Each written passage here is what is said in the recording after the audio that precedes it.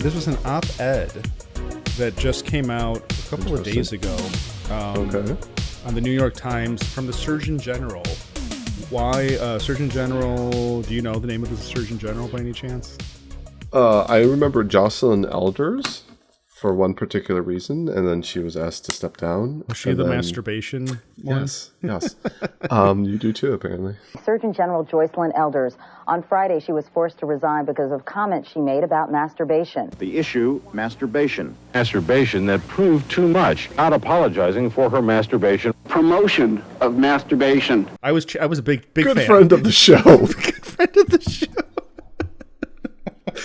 And then the only other one I remember was, what was his name? C. Everett Cooper or something like that. He was like this really old guy. He looked like because I guess the Surgeon General is always like somebody from the Navy, it seems. But he was like this old guy with like gray hair and this old beard, and he looked like, in glasses, he looked like one of those like New England whaling captains from back in the day. Who was... I always got confused by the Surgeon General and... The Attorney General? The Attorney General. The Surgeon General, I believe, is a member of the Armed Forces, and I believe it's always... Aren't they just like seems medical? to always be the Navy, but I think the Attorney General is just a lay person. They're like basically the state attorney for like the U.S. federal government. The only... which was always Janet Reno. Say Janet Reno, I remember from her time on Saturday Night Live. From her time at Saturday Night Live. I guess the dance party is finally over for once and all.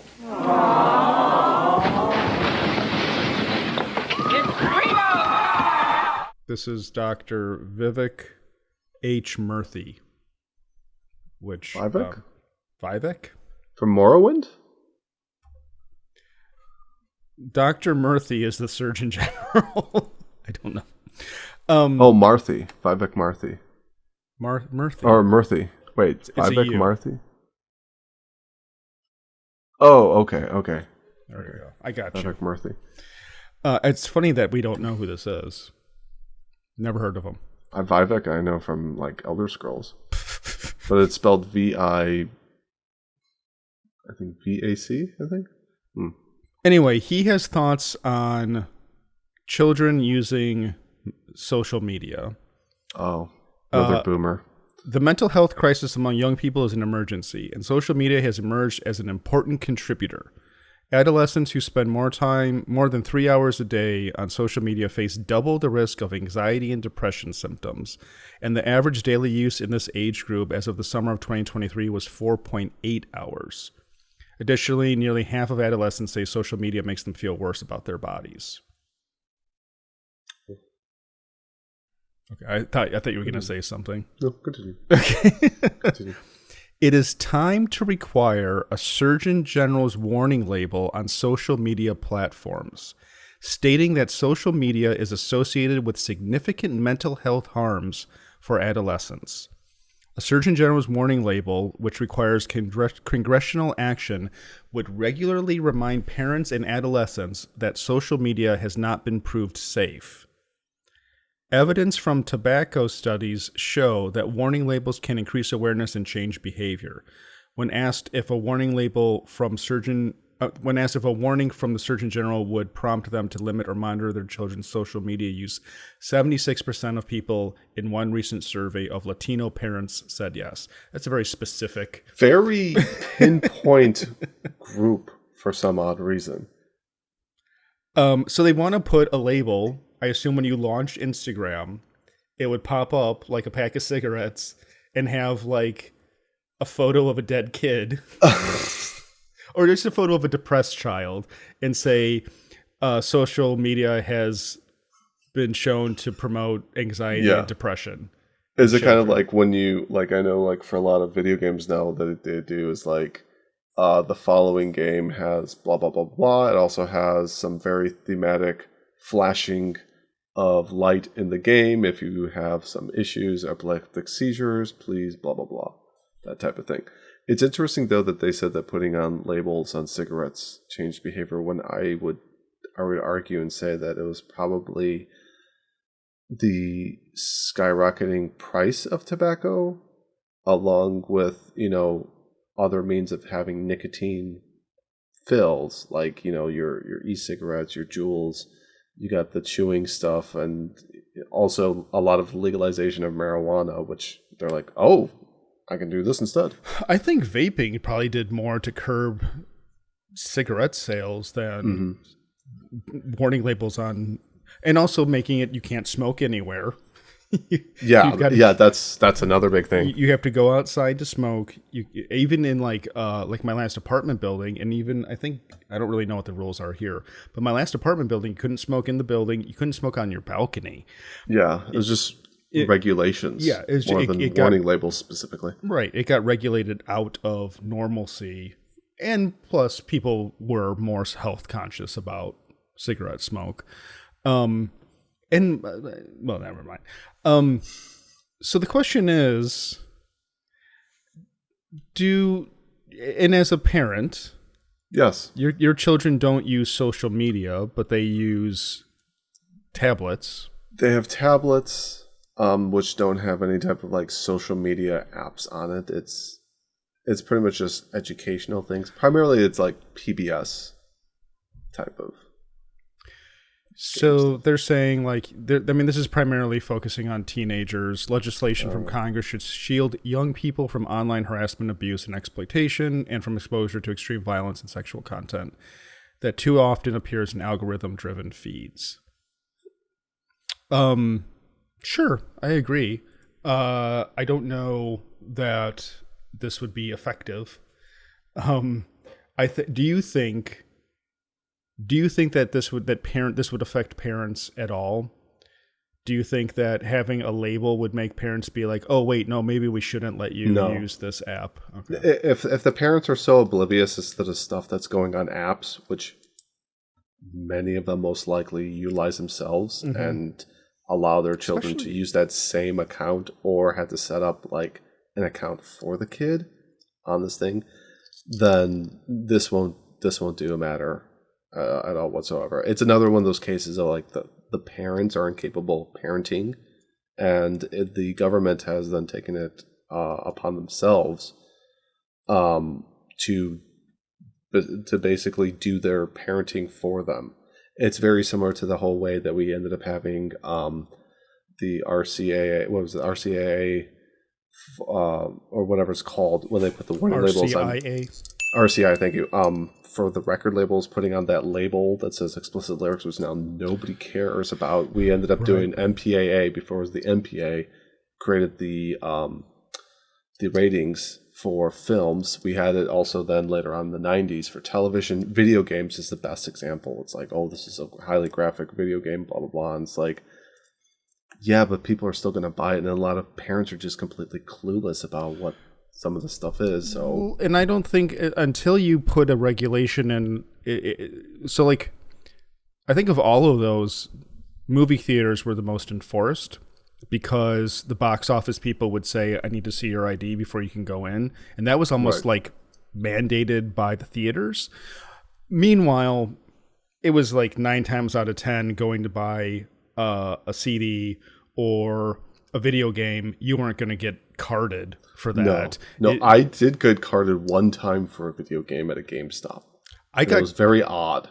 Very awkward for everyone involved. I got carded for Dr. Dre 2001 album. I was in Branson, Missouri.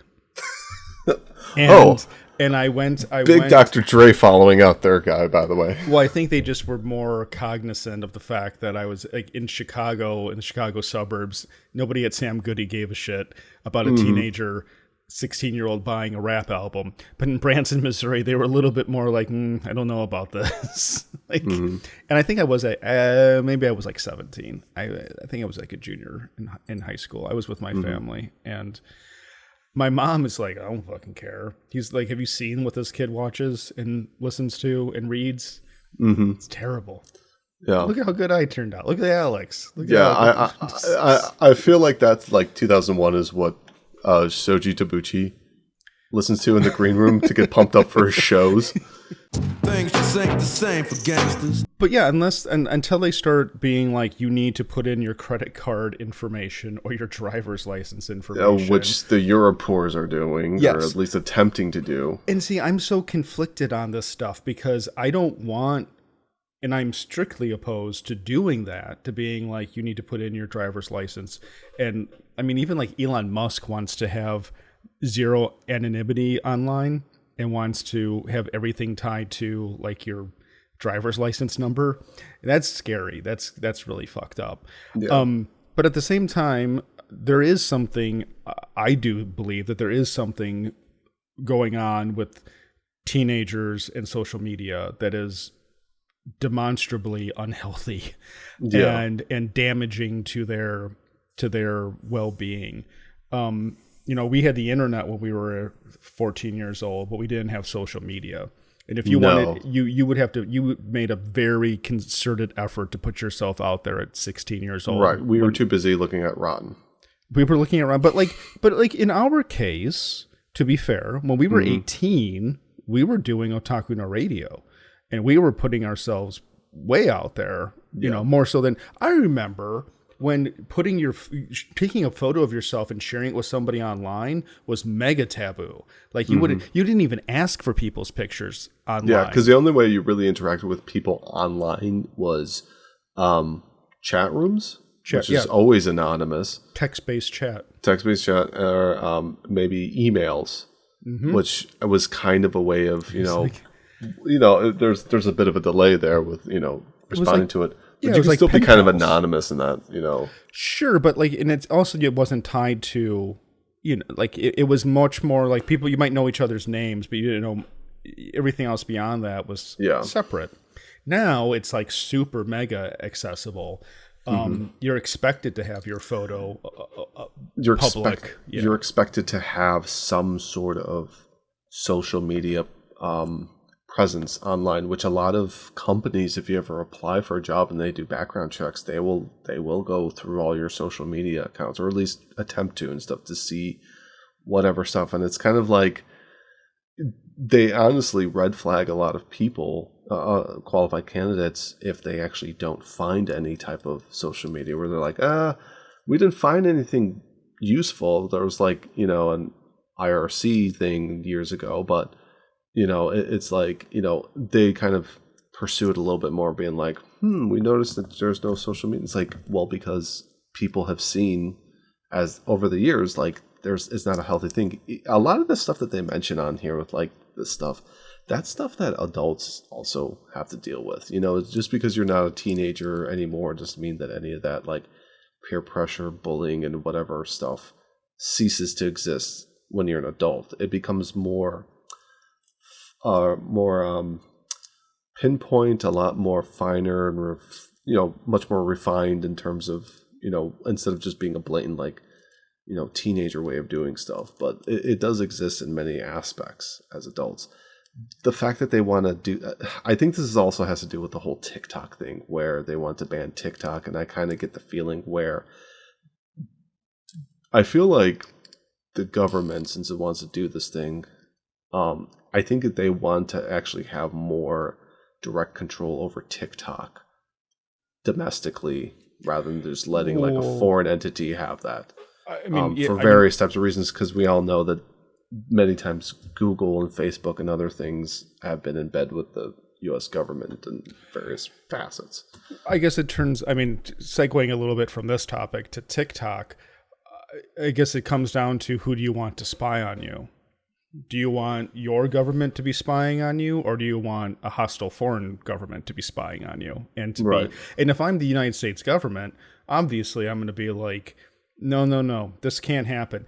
And I think there are many very relevant and very reasonable excuses to ban TikTok. And I think that it's not so much the CCP spying on teenagers. It's more the CCP introducing, let's say, trying to control the behavior of American teenagers. That's what I'm more concerned about. It's not them being like, Jimmy is looking at this cam whore.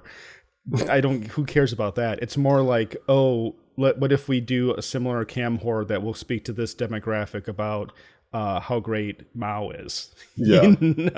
and start doing that kind of thing. Yeah. But some of this, I would say, like, some of this stuff has existed in some form or another for the past 20 years in social media to begin with, because it's kind of evolved over time from one platform and one forum to another. But is this because TikTok just seems to be the most pernicious, I suppose, at this point? Because I find TikTok to be very similar to what Vine used to be. Yeah, but I don't think Vine kind of was utilized to the same extent. Like, well, the only problem people have the only problem that specifically is with TikTok is that it's owned by ByteDance. That's the only thing that it's entirely about China with TikTok. That's not, that's a whole other topic.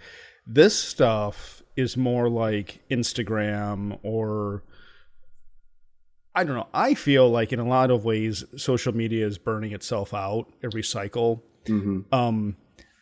Like, I'd be curious about what the use, maybe I'm completely wrong, but like what the usage of MySpace and Facebook and Twitter and like, I feel like these are diminishing returns. What the real actual daily user. Yeah. Right. Yeah. I feel like I personally feel like Facebook really at this point is used primarily by like 40 somethings and people in their 50s. And then Instagram is kind of used by people in like, they're more like 30s and late 20s. And then TikTok tends to be like teenagers, but then also there's an overlap with the 20s and 30s from what you see people going on there. But there's also the problem with it also is like there's a lot of overlap because Instagram is owned by Facebook, and it's kind of like if you have a Facebook account, then you automatically almost have like an Instagram account because they're just going to use the same thing, I believe, when you like register or create it or something. I mean, maybe modern version of that. I never had a Facebook account, and I have an inactive Instagram account. Mm-hmm. But anyway, nobody uses Snapchat. We can all agree about that. Young people use Snapchat too. They do. At least the Zoomer at work does, and the mid Zoomer. Was he even alive when it was invented? I don't think so. Okay, it was just a twinkle in his mother's eye, and a cum shot in his daddy's nutsack. Stop that! Why do you have to be gross? Welcome to Culture Doom, if you can tell from the title up here. I mean, we were talking about Otaku no Radio, but you know. Jesus, so crass. So very crass. So it's funny to me, and well, here, I'll just read this. Okay. Why is it that we have failed to respond to the harms of social media when they are no less urgent or widespread than those posed by unsafe cars, planes, or food? These harms are not a failure of willpower and parenting. They are the consequences of unleashing powerful technology without adequate safety measures, transparency, or accountability. The thing is, though, to me, is that we've already had kind of a full generation go from childhood through high school, and it's not great, but it's not that bad. Mm-hmm.